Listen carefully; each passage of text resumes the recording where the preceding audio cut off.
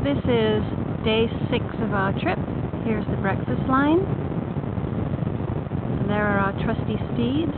Jason's pumping it up because these are leaky boats. There's Benji, wearing a brand new clean pink shirt today.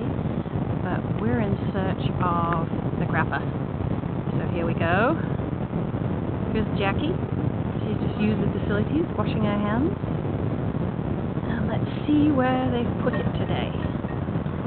Here we go. Well hidden. Not there. Well, I'm assured it's down here somewhere.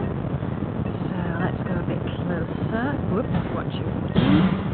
Okay, this is an adventure. Not there. Okay.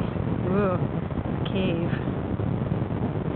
Let's see what we have here. Oh, a little staircase. And there we have it. A cave with a view. Let's see what we have in here. Oh yeah. There's the river.